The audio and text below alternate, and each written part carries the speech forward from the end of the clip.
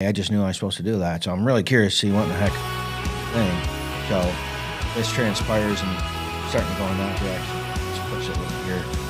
Today's show is supported by El Carafe Shrine in Clio, Michigan, and they're sponsoring the Sportsman's Raffle, for 30 days, which is held on April 23rd, 2022. Address is 4240 West Wilson Road, Clio, Michigan, 48420. It starts at noon. Ticket costs are $20 in advance, $25 at the door. One ticket gets you a shot at 100 different weapons. If you're interested in getting a ticket, please call 810-686-2641, or you can buy online at eksportsman.com. That is eksportsman.com. One ticket gets you a shot at over 100 weapons. And if you buy a booklet for $60, you get an extra ticket for a special drawing of 12 weapons or cash prizes. Please check them out online, eksportsman.com, or you can call 810-686-2641. Now back to the show. You know. Oh, yeah. I'm used to seeing entire walls. Yeah, exactly. Cans and carts. And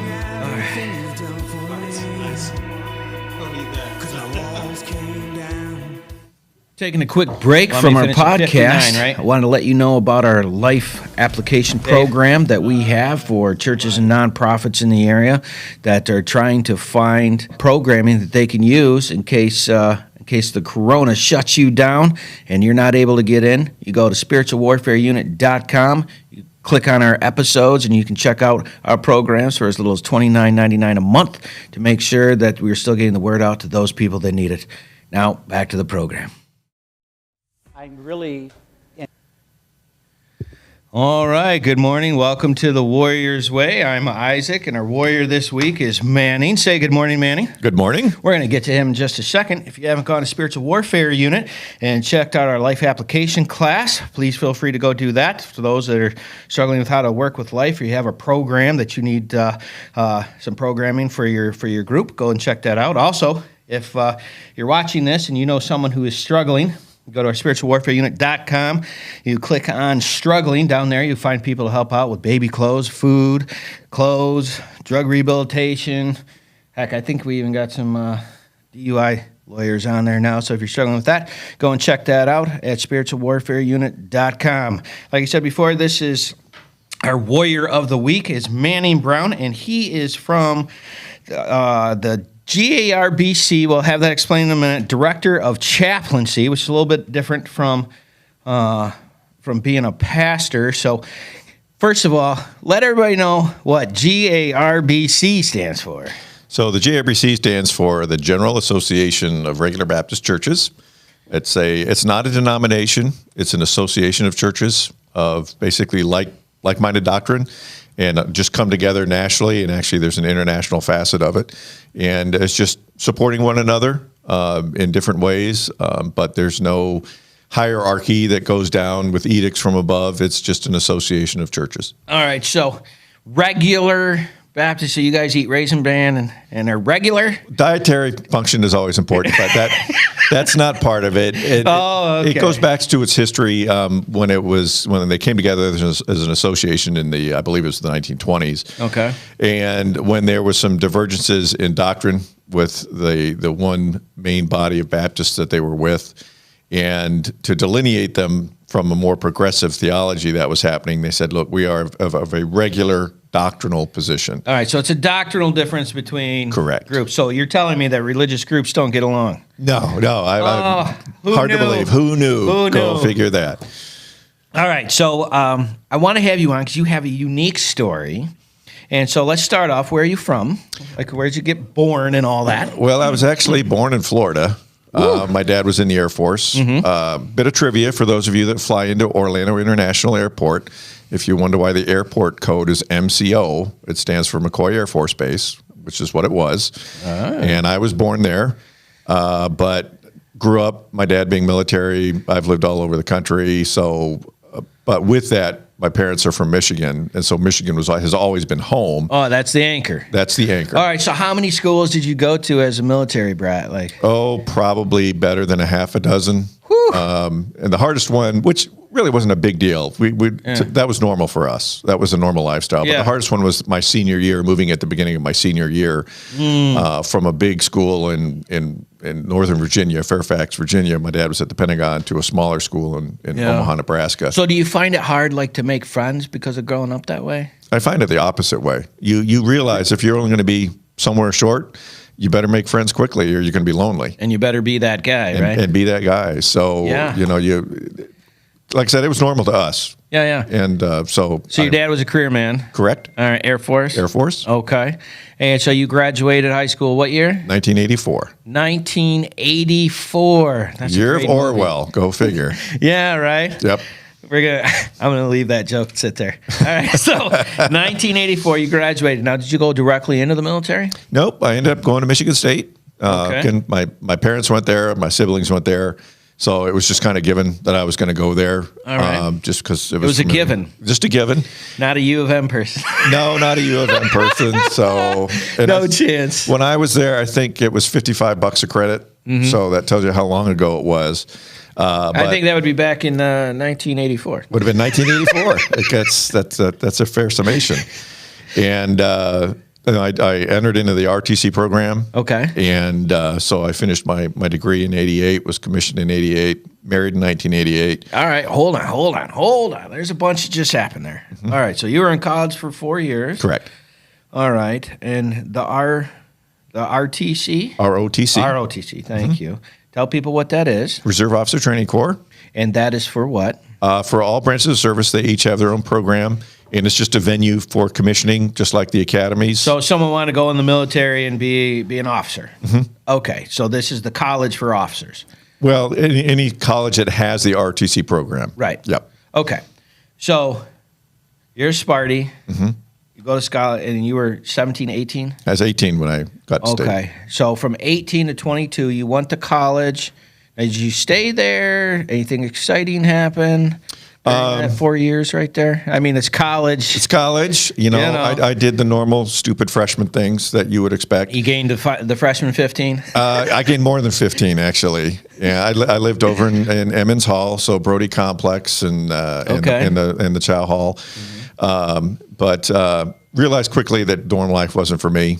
And so I only stayed in a dorm for 1 year, and then I went to live with my grandmother, actually, because sleep was too important to me. Oh, yeah, we were discussing. Yeah. Now, she stayed out there somewhere? They lived in Lansing, and so I just became a commuting student. Oh, perfect. Plus, save some money, right? Save some money. Yeah. All right. So you obviously met your wife during this time. Met my wife. So when did you meet her along this 4 year? Yep, I met her in the fall of '86. She's 2 years. 2 years. Sophomore, beginning of junior year. Beginning of my junior year. Okay. So it was her started for a freshman year, and we met in Psych 170. And I remember the day. I can tell you exactly what she was wearing.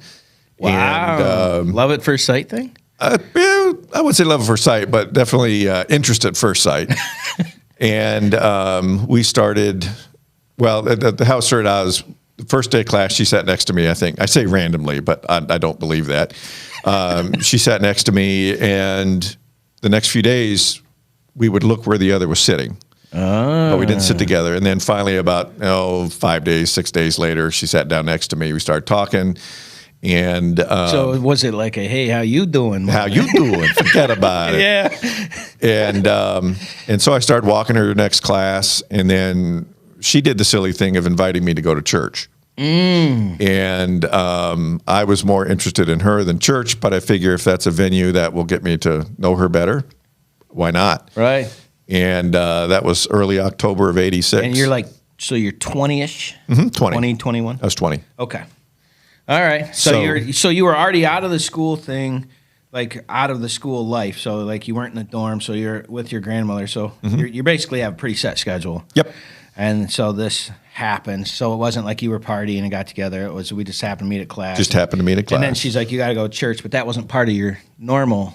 No, I was not raised in a Christian home. I was raised in a good home. Yeah. But not a Christian home. So you're like, whatever it takes. If she's the one, so if church is the road, we're taking that one. Well, we'll see where it goes. Absolutely. Yeah. And it turns out though that the people that I met that were with the student church and the Baptist Student Union were great people, genuine people, and so I was intrigued.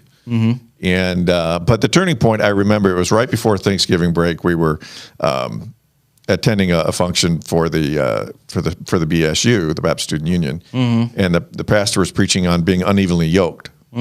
And literally throughout the course of the evening, my wife's chair got farther and farther away from me. And so when we came out, I said, "We got to talk, don't we?" And she said, "Yeah, we do." Yeah. And so that's when she really began to share the gospel with me. And it wasn't the first time I'd heard it, but it was the first time I really listened. Right. And Well, you had a reason. I had a reason. Yeah. And it was amazing. I got saved. We saw each other, started seeing each other more seriously. Met her family at Christmas time. Because, dude, this is going quick. Oh yeah. So it's like September, October, November. This one hits, and now it's Christmas. Family And now it's time. Christmas. Bam. Okay. And told her I loved her in January. And on February 6th of 1987, I was helping her write a paper actually on folk music of the 60s, because I kind of actually liked a lot of that folk rock music. Okay. Hold on. Give me one good folk rock band. Oh, like Buffalo Springfield. Okay. Some of All those. right. Just to make sure that Yeah. was an honest shot. You All bet. Honest shot. And she shared the gospel with me one more time, and it was literally the scales from the eyes. It clicked. And she asked me if I was ready to accept Christ as my Savior, and I said, "Yes, I am." And she prayed with me. So she's the one that led me to the Lord. I said that was February 6th of 87. And from there, the relationship just boomed. We were engaged that May. Yeah. And then that was May of 87. And the following June, we were married and off to California. A few months later, out to the Vandenberg Air Force Base, California, where I started training, and didn't make it back home to Michigan for about another 30 years. So, So you're off and running. So you're like, this is the woman. This is it. This decision. I'm off and running. Yep. Nice. All right. So you were 22. 22 when I All right. graduated. So see how you just went from 22 to the next 30 years. You got this. And this. all of a sudden, I'm almost 56. Yeah. I don't get it. What we have here is a failure. We got to get to. We got to get to the. All right. So you went to California. So you went into. And your degree was in what? Telecommunications. Okay, so your job was what when you went in? Well, I'd actually landed on the degree kind of by default. I started out at aeronautical engineering. I don't know what I was thinking.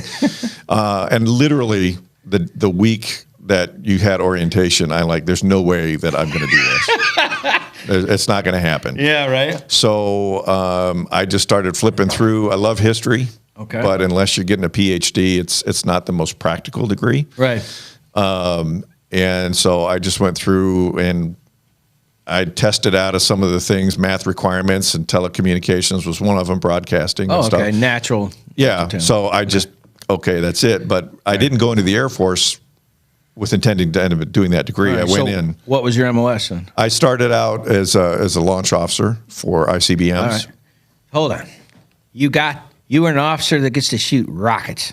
Well, hopefully we never did. So yeah, I was Well, it was an intercontinental ICBM, you bet, the Minuteman III. And so we went That was your first job. His first job, 23 years old and responsible for Oh, that's intercontinental outstanding. missiles. Yeah. Any funny thing that happened there? Because I know if I was there, I probably wouldn't have that job long because the joke level that I would have with the phone would be bad. Yeah, yeah. It would be bad. I'm like, hey, I don't know. Yeah. There's no red phone in the capsule. Not an actual red phone. There's not. There is an actual red phone, but it's not down there in the capsule. It's one of those things that the training is very intense. Needless to say. Well, sure. And you go through a lot of psychological reviews. Yeah. And if any point you say, hey, I can't do this. Yeah. But not that I'm a warmonger, but I never had any moral compunction about it. It was part of my duty. Sure. Defense of your country. Defense of my country. Yeah. And so, you go through training, and then my first duty assignment was in Grand Forks, North Dakota. Lots to do out there, huh? Make babies and watch movies. That's about Well, it. listen, if you're going to spend your time doing something. Go do something. That's right. Everybody leaves with a kid. And so, but the alerts themselves were unique. You were always on, but in terms of doing stuff all the time. No, most of the time you're just monitoring status and ready to respond. Right. Maintenance, looking at maintenance, Sure. maintenance and stuff like that. Filler work. Yep. All right. So you went from 22 right to California. You did your training, and that 22 1 year. Yeah, you did it for 4 years. I did it for 4 years. Yeah, no. But from the time you went to California to there was 1 year of training. Then you went right in. It was about 6 months. 6 months. 6 months, and we That was started. your A training was Correct. Okay. Yeah. All right. So A training is the training, the direct training of whatever it is that they're going to put you into. Probably. Okay. So you're at 23, and how long were you in North Dakota? We were there from 89 to 93. Okay. And during that time is when I felt like God was calling me into ministry. There was we went to chapel for about a year on base. Yeah. But we were missing some of the things that we're more familiar with from a Baptist church. And there was one right off base. Okay. And I went to the pastor one time and I said, hey, I'm dealing with a call of going into ministry or not after my initial commitment with the Air Force, which at the time was 4 years. Yeah. And he said, great, I'll preach you, put you in the pulpit next week. You can preach next week. Oh, they were looking. And I said, no, that's not what I said. Yeah. But he was a wonderful That's what he man. heard. Yeah, wonderful man, Roger Dorsett. All right. So before you get into it, this is a perfect take a break situation. So if you haven't checked out his website, it's www.regularbaptistchaplaincy.org. That's a $10 handle. Uh-huh. That's regularbaptistchaplaincy.org. So if you want to check that out during the break, hit that. Like, share, and subscribe on Spiritual Warfare Unit, and we will see you in just a minute. Taking a quick break from our podcast, I wanted to let you know about our life application program that we have for churches and nonprofits in the area that are trying to find programming that they can use in case the corona shuts you down and you're not able to get in. You go to spiritualwarfareunit.com. You click on our episodes, and you can check out our programs for as little as $29.99 a month to make sure that we're still getting the word out to those people that need it. Now, back to the program.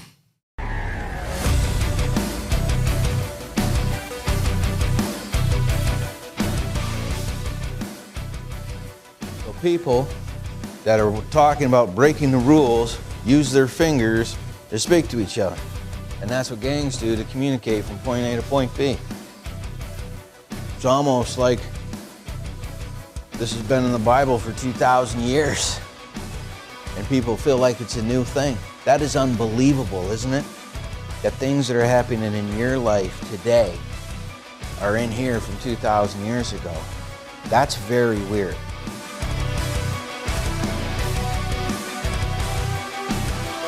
I saw they're getting hammered with a snowstorm right now. Yeah, I don't, 17 inches or Yeah, something. I don't miss that. All right, welcome back to the Warrior's Way. Our warrior this week is Manning Brown from the JRBC. He's the director of chaplaincy, and you were just getting ready to tell us about what the next step was. So you'd seen a pastor and said you were thinking about doing something in ministry, and he said we were going to go ahead and start you off. Yep.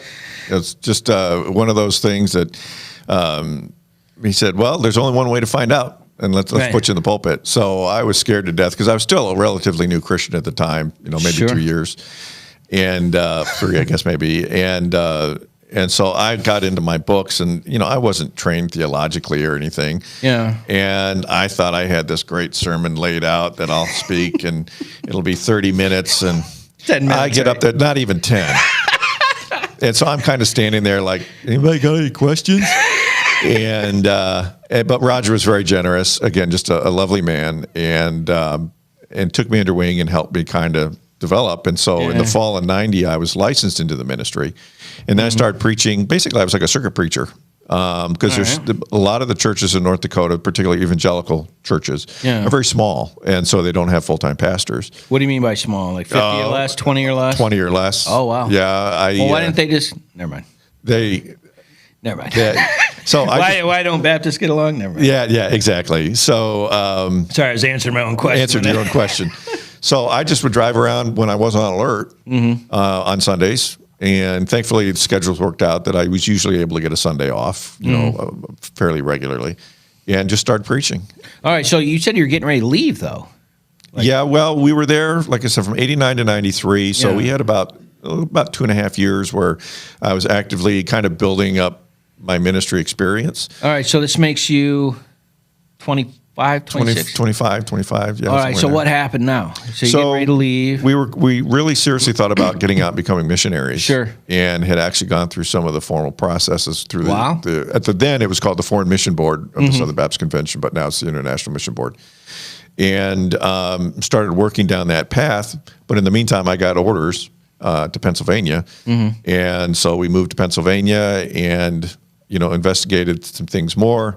Took a totally different job. I was tired of living underground, so I got. You didn't like being mole man. And I didn't like being a mole in the hole, and ended up doing what they call a career broadening and recruiting service. Okay. And so I was an advertising officer for recruiting service for All right, the area. Hold it. Advertising officer for the Air Force. You're advertising the Air Force. Yeah. So you put together those commercials that they make? Well, what I did as the advertising and promotion officer, that was my title, was, the area that we had was basically Eastern Pennsylvania and Philadelphia was our recruiting zone. Okay. So I would work with different vendors on, getting billboards. At the time, you remember they used to play the Star Spangled Banner before movies. Yeah. Stuff like that. Ad placements, baseball games, any kind of PR thing to help our recruiters. And so I did that. And that was kind of part and parcel with my undergraduate degree. Sure. Did you like doing that? I loved it. It was a lot of fun because you really got to know the community. Right. And I think that kind of started off my love for getting involved with the community. Okay. And being able to share something that you love. And in my case, was the Air Force and, why it was a great way of life. And but also along that, I was developing in ministry and getting involved. My wife and I were involved in everything from children's ministries to senior ministry over the years. All right. And so during that 4 years, did you have any more kids?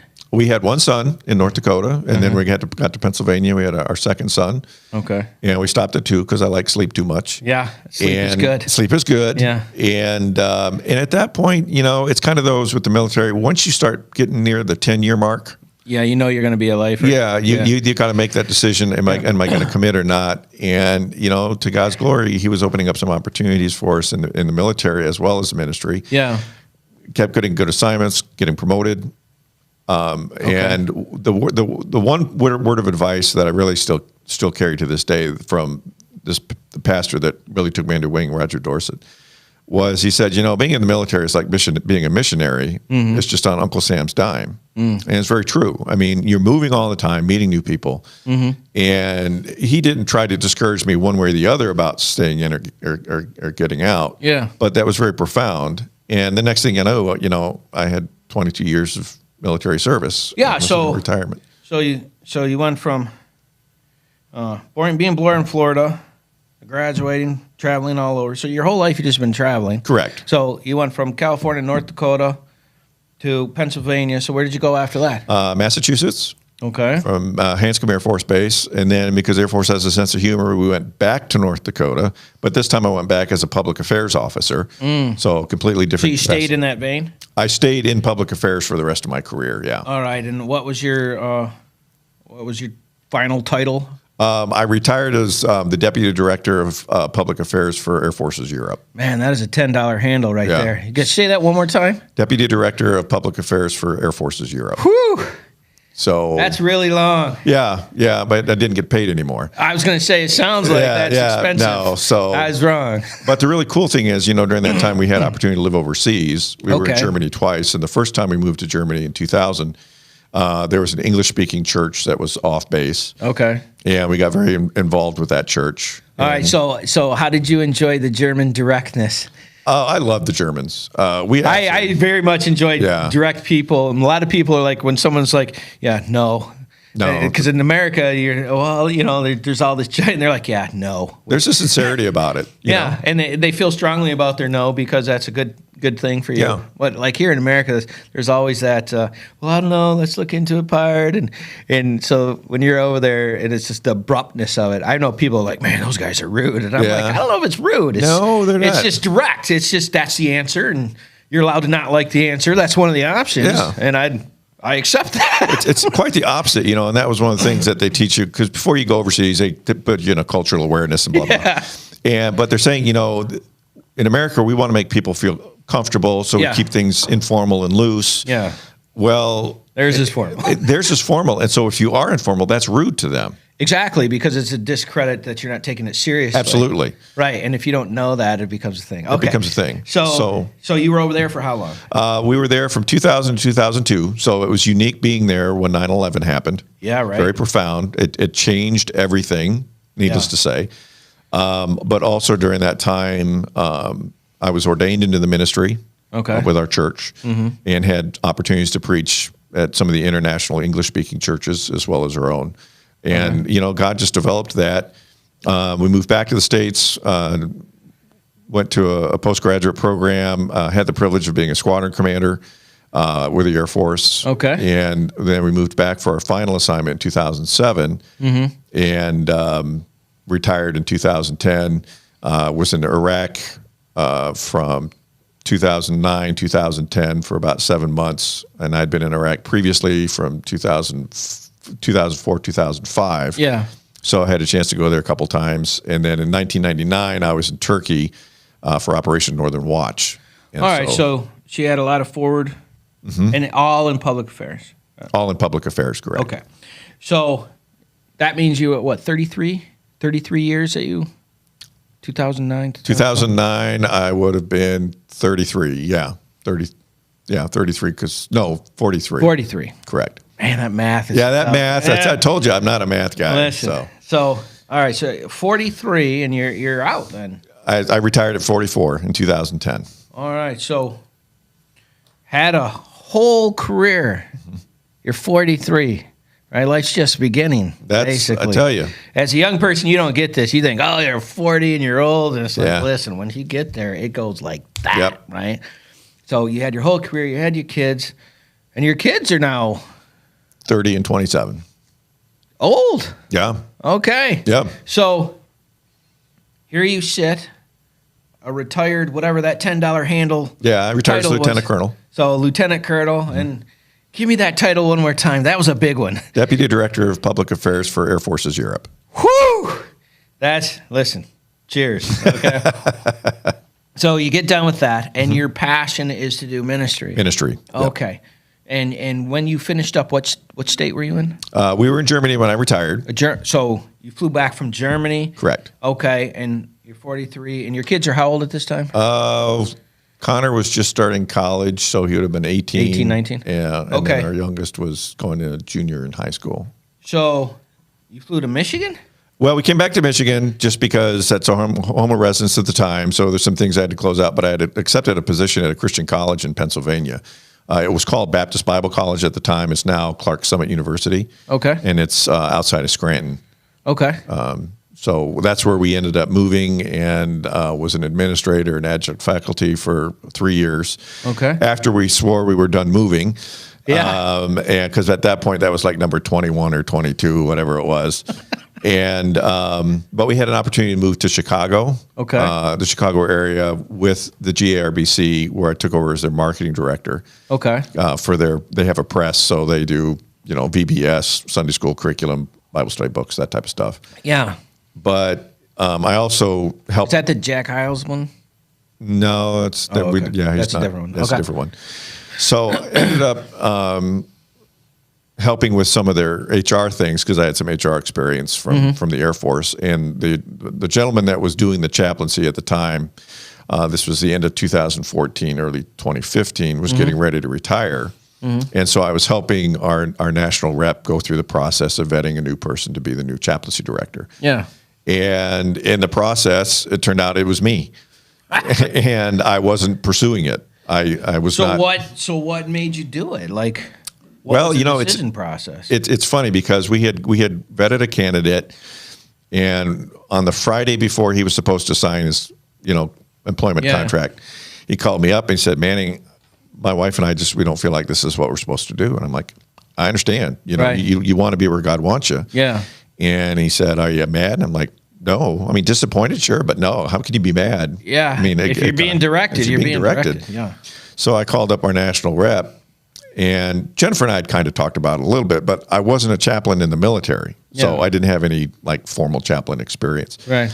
But I called up our national rep talked to him, and I said, well, here's the situation. And I said, maybe this is something I could do. I have the military background. Hold on. Why did you do that? Talk to her, and what was the deciding factor that you guys like, this might be our thing? Well, I had been talking with the national rep through this whole search process. And, I was able to talk the military talk with our military chaplains. Yeah. Because he had asked me actually tentatively, he said, well, what do you lie on this position? I said, well, our chaplains, they need someone that can lead them, not hold their hands because they're professionals, but be there.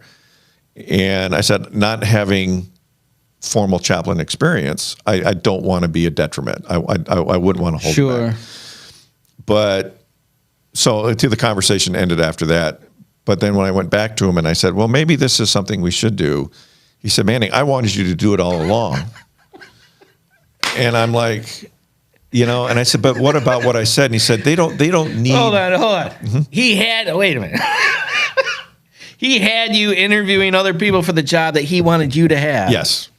And he figured, since I can't have you, I want the guy that I want to interview him if I can't have this guy. That's kind of what it boils down to. That's actually extremely smart, but very funny, because then he keeps you on the line. Keeps me on the line. and I love him for it, because it turns out to be, it's a passion. And he said, Manny, our chaplains, they don't need a theologian.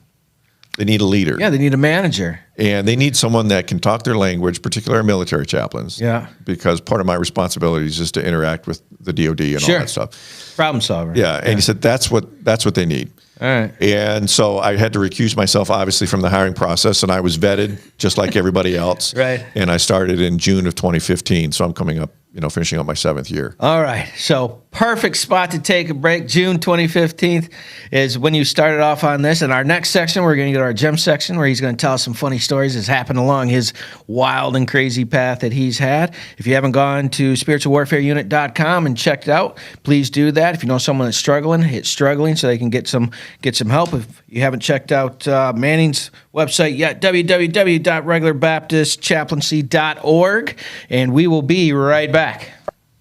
I'm really impressed with the teachings that Isaac has been bringing to us, as this is all based from Proverbs. I like it because it's simple, and it doesn't matter who you are. It's very easy to understand and apply to your life. It points out, my bad parts, and but it's showing me how to do the good parts.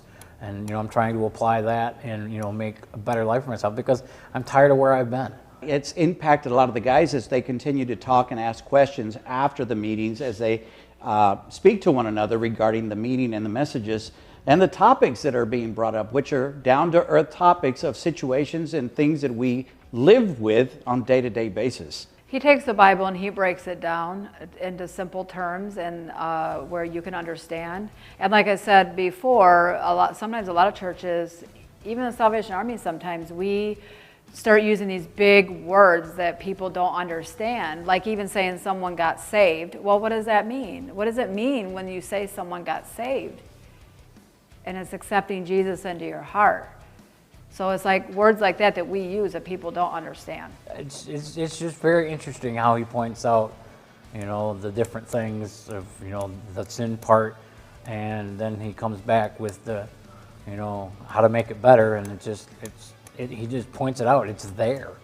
I didn't know all this stuff was in there, but now that he's pointing it out, it's like, wow, I guess if you really dig into the Bible, you find these things. This is a daily moral standards that we can live by, that the teachings are coming from. And honestly, we can take verse by verse as what he's done, and pretty much he's done the hard work for us, and now laying it out so that we have an easier understanding. There's some people who don't like to be in Bible classes, but this one seems to get their attention. Way to go, Dave. All right, welcome back to the Warrior's Way. Our warrior this week is Manning Brown. He's from JRBC, Director of Chaplaincy. And you were telling us how you had just started your chaplaincy. But before we continue that, we have our gem session. And our gem session, or gems, are funny things that have happened along your path. And given the amount of people and travel that you have had, you have got to have a couple of them for us. Well, Yeah, well, you haven't been in the military. I mean, there are funny things you just can't talk about. Yes. So probably those are the funniest ones. But it's just the one is like the first time when, like I said, I'd spoke. I mean, it was like 10 minutes. But my wife would argue that I'm kind of a control freak, and I think part of that is just the military training and the discipline. And I'd like having control of myself. And one of the reasons that I'm not a skier is because I don't like not being able to control my feet. Yes, your surroundings. I'm surrounding, and it's embarrassing because the first time we ever went skiing, we were all together, and the kids were eager. They were young. They were probably 9, 10, but, they're fearless at that age. Uh-huh. And just walking from the car to the ski slope, I fell down like 5 times. I didn't even have skis on. I mean, trying to walk with ski boots on. So we're walking up to the chairlift, and I just hold on. How long is that stretch that you fell 5 times? It seemed like 100 yards, but it was maybe 10 feet. Are you for real? Oh yeah. I mean, I was just up, down, up, down, up, down. Okay. And so I'm like, I plant the skis in the ground, and my wife's like, "What are you doing?" I'm like, "I'm not doing this." And I said, "I'll see you in the chalet. I'm going to drink hot chocolate, and I'll watch it all away from the thing." And so, a few years later, we were at one of those ropes course parks. Yeah. And this was probably 50 to 100 feet up, depending on where you were at on the course. Okay. But it had the little things that you clip on, and you do all that stuff. So it's safe. Yeah. But so I get on, and I want to set the example for my kids, even though, at that point, they were old enough that I was a dork at that point. Oh, of course. And so I started setting out on this course, and it was the ones where the pieces of wood just kind of are hanging. Yeah, so you're trying to step on. Yeah. But I start burning through that one. I burn through the next obstacle. Like there's 5 obstacles to go through the first level. And I'm burning through this thing, and my wife's, "Oh, you must be having a great time." I'm like, "I hate it. I'm scared to death." You're just doing it to get it done. I just doing it to get it done. So I got down from the tree. I dropped the stuff. I'm like, "I'm having a bratwurst because we were in Germany. I'll see you guys at the other end." And so, it's just so having control of what's going on. And of course, that's the irony is that God is in control. We lull ourselves into thinking that we're in control. Yeah, we pretend we're in pretend control. that man plans, God laughs, and it's one of those things. Sure. So I just find the irony of it all for a person that, as my kids would say, a person that is of my certain anal retentivity, if that's a word. That is that a word? I should. We're know going that. with it is. It sounds like part of that $10 handle. That too, and the deputy director of anal retentivity. So nice. But that just goes to show that God uses our personalities and who we are. Giving us the room to operate, to function, to move, but always in His care. Yeah, there's always a purpose to it, and always a purpose. Like for me, I understand what you're saying. When you say in control, you want to know how everything's going to work itself out, and everything has its box, and then of course life happens, and it doesn't work. It doesn't work that way. Like when having a vision issue, right? So I told you there's a car accident, right? So I have a vision issue, and so one of my things that my wife thinks is hilarious is to hold a fork out in what I call in space. So she puts it out in space. So you cannot tell the distance between her and the piece, the fork or whatever, right? Mm-hmm. She did this to me last night. So she'll hold it out knowing I got to guess, right? I have no depth perception. So everything looks flat like a painting, right? Uh-huh. So I have to guess how far to swoop, right? Mm-hmm. So I can't tell if she's moving it, right? So after the 3rd time, it's not that funny anymore. Everybody else is having a blast. Sure. And I'm like, that's really great, funny. And then the funniest part is she's like, "Honey, I never move the fork." I was like, "Are you for real?" She's like, "No, you just can't see." Yeah, you just can't and see. And she was just enjoying that, right? Yeah. And so that's where you have to laugh at yourself and the things that you're afraid of and the things that you got to deal with. So, as far as being in control, that's a falsehood that we pretend to ourselves. Oh, absolutely. And so, thank you for those stories. We'll get those posted up. If you go to www.spiritualwarfareunit.com, you can click on videos, go to our humor section. You'll be able to see one of those 2 little gems we'll have posted in the next few days. So we were just finishing up in June. you decided to be a chaplaincy after they had you looking for it, which I thought funny that, well, if I can't have the guy, I want the guy that I want to look for the guy, trusting. That's wisdom of a boss right there, because honestly, you want to surround yourself with people who are more intelligent than you on the things that they do, and then you help them do the things that they do, right? Yep. And so your experience as being a manager, basically, in the military, gave you the ability to do what you're doing now, right? Correct. Yeah. So yeah, one of the things I do with my guys is they'll ask my opinion about something. I'm like, that's why you're here. Like, what is your opinion of it? Yeah. And if I have to do your job, then there's no reason for me to have you here. Absolutely. And so, like, our great and powerful Oz, when it comes to anything with production, I'm like, well, does it look right? And he's going to ask the one-eyed guy, and I'm like, listen, I have no idea if this looks good or not, right? And then he comes up with this detail and just makes it work, or Adam, my web designer guy, and he just comes up with something, and just my wife will come up with something, how they're always inputting, and just without that input, you wouldn't see it in that direction. Absolutely. And so you were out of the military, and so this puts you at 43, 44? 44 when I retired. Okay. And so you said you've been doing this for 7 years, so you've been doing this since you retired? Well, I said retired in 10. I started this in 15. 15, Yep. okay. So from June of 15, you've been doing the director of chaplaincy. Correct. And so what does that mean? So what the ministry serves as is basically a credentialing source as well as a support source. Okay, and is this like a statewide thing, a citywide thing, a countrywide thing? Yeah, so the GARB, among about the latest number I'd heard, and this has been a couple of years, was like 200, 220 different faith organizations, or as the government calls them, ecclesiastical endorsing bodies. So That sounds much more professional. They got to put the right nomenclature on it.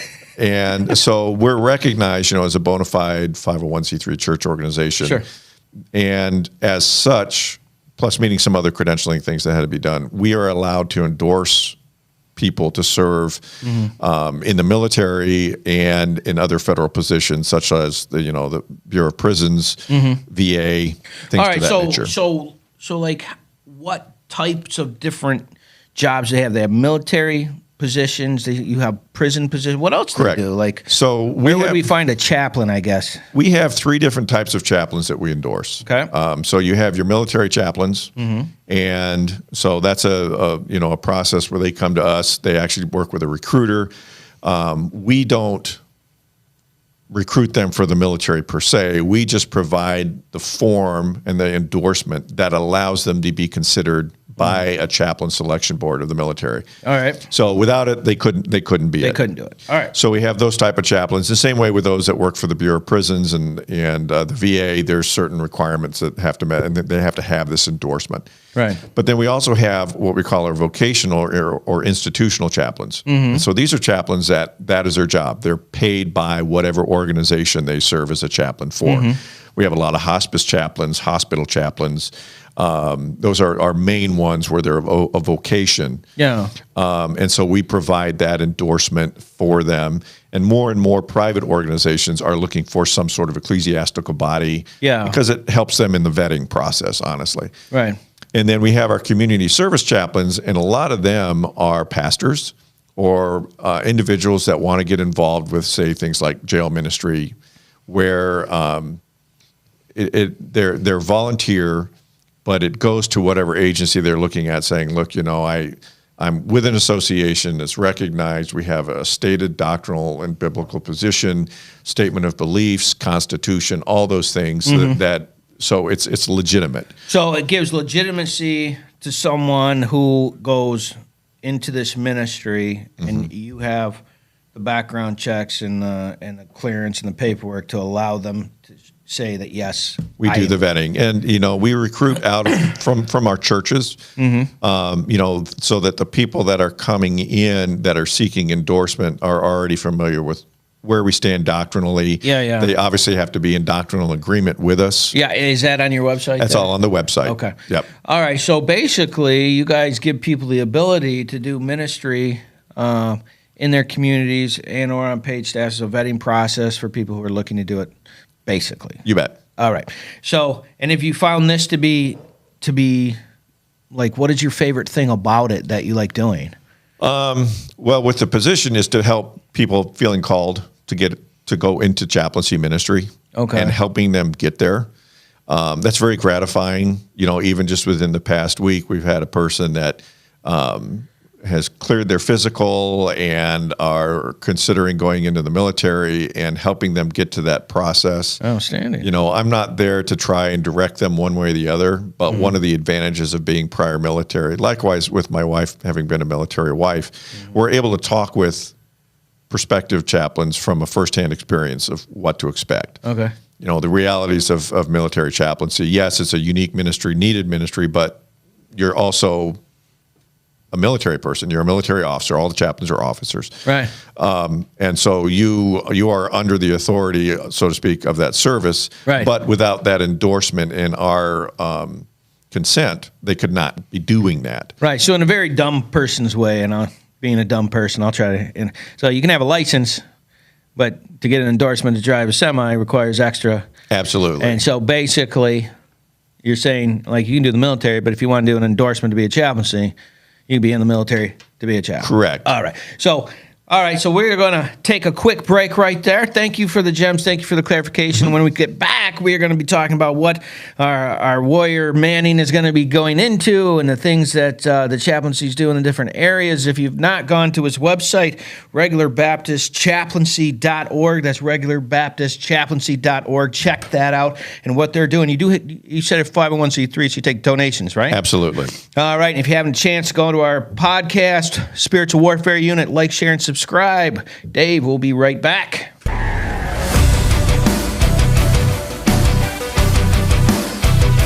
That kind of opened my eyes to is things that I don't like about other people or things I do wrong myself. Why is it that we lie? What is it that we get out of it?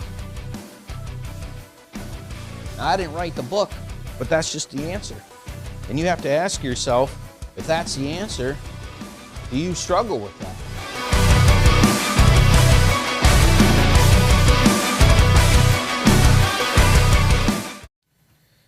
All right. Welcome back to the Warrior's Way. I'm here with Manning Brown, and he was just telling us about our chaplaincy. I love everything about what you're doing. You're helping people help people, which is what we do here. This is why you're on our Warriors podcast. Mm-hmm. And so you have a national reachability in regards to getting people endorsements to be able to chaplain throughout. So if they go to your website at regularbaptistchaplaincy.org, if they're interested in being endorsed by your system, they can do that? Well, again, we generally recruit out of churches that are part of our association. Okay, and that association that you're a part of That's the General Association of Regular Baptist Churches. So the GARP is the GARP is General Association of Regular Baptist Churches. Correct. All right. So the General Assembly of Regular Baptist Churches, if you're a part of that, they could find your information to get endorsed. Correct. Is that what I'm understanding? Correct. It doesn't matter what state they're in. No, because we although the association isn't in every state, we're in every corner.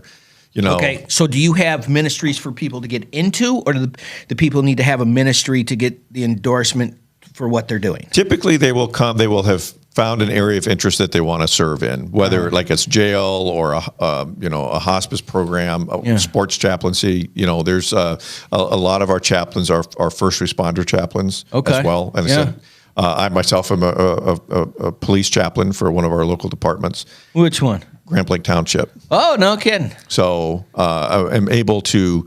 So we're able to help them if they find an area that they want to get involved in. Right.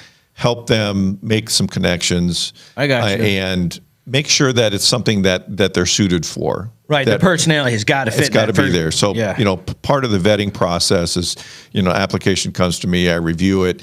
We'll review their doctrinal positions, their statement of beliefs, make sure they're in agreement that there's not any huge divergences with our stated position. Right. But then I also typically will do an in-person interview just to see what they're wanting to do. Right. And not that I'm trying to be a gatekeeper, but you want to make sure that the people that you're putting into a position of chaplaincy are capable. You want to make sure that what they're doing, they're going to be successful at. Absolutely. And if you can want to do something, like I could want to climb a mountain, but the capability is not going to be there, right? Yeah. And that's what you're saying. Absolutely. And listen, man, we've all been doing ministry in the jail. You can want to do that. It doesn't mean that you're going that you're going to. because the amount of stress that you have to deal with, between like jail, first responder, or hospice, right? Hospital, any of that, you're dealing with people in their most stressful circumstances, Absolutely. and you have to be calm.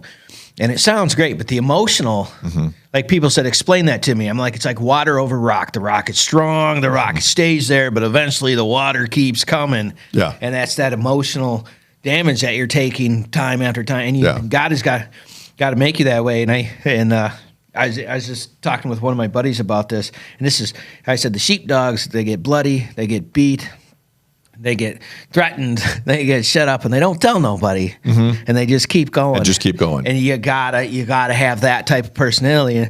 And I remember one of my buddies, how do you do that? And I'm like, brother, if you don't got it, you just don't. And if you do, you just do. And neither are good or bad. They're just different. Yeah. And so it's like who's more important, the construction worker or the engineer? Well, it depends where you're at, right? Sure. So You bet. And so everything that about what you're doing, and you said you set the number was something like 200 people. We have about 100 chaplains as an association that we endorse. Okay. So about a third of those, better than a third of those, are military, and that's all components, all branches: Guard, Reserve, Active, Civil Air Patrol, Right. Coast Guard Auxiliary, and then the next largest group we have would be our volunteer chaplains. And again, many of our pastors find it's a great venue to get them into the community because the word chaplain, for whatever reason, is less threatening than pastor. Why do you think that is? I think probably just the connotation, that if there's someone that is searching, that is in need, they may not realize that what they're seeking is God. Yeah. And if it's the pastor, that's automatically Then it has to be a God conversation. It's going to be a God. We're a chaplain. You can just be like, man, I'm stressed out and I'm supposed to talk. You bet. That chaplains have, like most clergy, but chaplains have the confidentiality of whom they're ministering to. Sure. And so things can be said, and they know that it just stays with you. A lot of times when I'm out on ride-alongs, they just want somebody to talk to. Yeah. It's a where it's not going to come back and bite them. Absolutely. It's amazing how important that little piece of information and is. I always let them know up front. I'm like, I don't work for the police department. Right. I have a shirt that says chaplain and it says, township police. Yeah. But I'm a volunteer. Right. And what you say to me, as long as it's, not threat to self or others, Right. I mean, there are certain things. Everything you say, I mean, it's between. You mean I couldn't tell you I wanted to kill somebody? I mean, honestly, what kind of world are we living in here? Yeah, exactly. So I mean, and that's a gift to be able to be there for them. Yeah, because those people, people forget with deputies, and this is why I love them so much, is like each time they go to a call, they're going to someone's worst scenario, worst right? day. Worst marriage day, worst family, something. And they're the ones that are having to deal with that in the most correct form while we're struggling. And that's why they were called in the first place. Yeah. It's hard not to pick their side because they just want to help people. Most of them just want to help people. And so that's why I'm a big supporter of what you guys do. And then when it comes to community stuff, those guys are always on board. So what does the future look like for the GARBC chaplaincy? Like what is the direction and idea that you guys have as far as looking forward to the future? Well, we're always wanting to get our chaplains into that area of calling, whether it's community, institution, or military. I think what we've seen over the past couple of years with the pandemic, the stress level in society as a whole has just gone off the charts. Right. And you couple that, I think there's a genuine search for truth. Absolutely. And what we're seeing, whether it's presented in the media or social media, whatever, there's a lot of variances, I guess you could say, as to what's true or not. But when you can go with people and say, look, I've got truth, God's word. Absolutely. That it's uncompromised. It hasn't changed. Right. That people are searching for something. Yeah. And to be able to go and share the gospel. And as we were talking earlier offline, the chaplaincy ministry and pastoral ministry are are vital, but they're different. Right. And one is not better than the other. They're just different. Right. And they work together, though, because it's all for the gospel. So, I mean, it's Sure. all working together. So chaplains have that inroad. I call it a tip of the spear ministry, because they're out there at the tip interacting most often one-on-one with an individual, Right. where there's time to get to know that person. Sometimes that length of relationship, though, can only be a few days, a few weeks, a few months. Right. So you have to be able to build that trust quickly. Right. And the thing is calling the tip of the spear is kind of cool because, like, you're catching, as a chaplain, you're catching them at the worst moment. I know this from experience. And then once you get past that moment, then they need a more sturdy. They need the shaft, right? So that's more of the church and the community Absolutely. and the outreach and all that stuff. But the chaplain has to be there and take the ugly, right? When people don't want to talk to somebody. Yeah. And that's where what I find what you're doing very intriguing. And for me, I'm very much how do we get there first? And you got to be able to be yelled at. That's Yeah. like a skill. I've told people, like, what's your strongest thing? I'm like, I can get yelled at and be completely calm. Sure. And they're like, well, that's not a big deal. I'm like, try it. Try it. Absolutely. And then going back to what you said, that's what's so important. Like with our pastors that are serving as chaplains, they build that relationship. Yeah. And then when they do say, hey, why don't you come to our church? There's Yeah. already a relationship there, a level of trust. Right, and that getting those there. So for pastors if pastors are looking for like people to get in the community, can they use like you as a reference point as far as I got people in my my congregation I want to get involved in the community? Yeah, I mean, there's always yes. I mean, the short Okay. answer is yes. I mean, And that's through the website. well, through the website, what we're doing with the Garb is, getting chaplains out there, and it's one of those provide or provide for, I got you. and so that So one of the things that we didn't answer was how does somebody, like you said, they had to be part of the Garb. So how does someone, if they're watching this, find out if their church is a part of the GARBC? they would know. They would go to the pastor and find out. Hey, They could just ask their pastor. They would know. Yeah, absolutely. Okay, And- so if they're looking to get in chaplain ministry and they wanted to know, they would simply ask their pastor. And if the pastor said yes, we're part of the. And there's 648 churches, I think. It's pretty large. Yeah, the association. Yeah, and you can find out if there's a Garb church in your area by going to the GARBC website, www.garbc.org, which is the association's website, and they have a church finder. Okay. And you can actually get to it from my website. You can click on it. And so you can find out where there are Garb churches and things like that. But, it's about getting people that feel called into a chaplaincy ministry capacity. Right. And one, making sure that's going to suit them. Right. And two, getting them out there then. So if I was to tell somebody about this, I'd want to tell them you need to find a ministry that you're really passionate about, that you're already cut in and involved with, or that your church is involved with, and get cut into that ministry. And then once you're cut into that ministry, to get a hold of you guys as far as getting endorsed Correct. in regards to a ministry that you're already looking at. Yeah. And recognize, the Garb is not the only. Yeah, like I yeah, said, there's no, there's well over to it. So, I mean, like. The IFOC and Everybody, Yeah. Foursquare. I mean, there are all Yeah. sorts of that's associations. International Federation of Chaplains, just for people who Yeah. IFOC. IFOC, yep. I mean, there are. So your church might already be a part of a denomination or association Yeah. that endorses. So you just have to find out, what your pastor. Yeah, because as we said before, believe it or not, religious people don't always get along with religious No, people. yeah, of course not. We better have a committee on that. Yeah, And, yeah. So that cool hand Luke learning how to communicate. It's to have a failure to communicate. That's right. So man, I'm gonna tell you what, Manny, it has been great to have you Well, it's on been here. fun to be here. Thank you. Man, it was a great time, great story. So we had a guy as a patriot, comes from a patriot family, did his service, his lifelong commitment through the Air Force, has gone through mole in a hole to, what was that title one more time? Give that- Deputy Director of Public Affairs for Air Forces Europe. So you went from underground to a $10 handle. Yep. That is amazing. All right. So if you want to check out what he's doing, go to regularbaptistchaplaincy.org. regularbaptistchaplaincy.org. He's part of the GARBC, which is General Assembly General Association. General Association of Regular Baptist Chaplaincy. Whew! Boy, that felt like a lot. All right.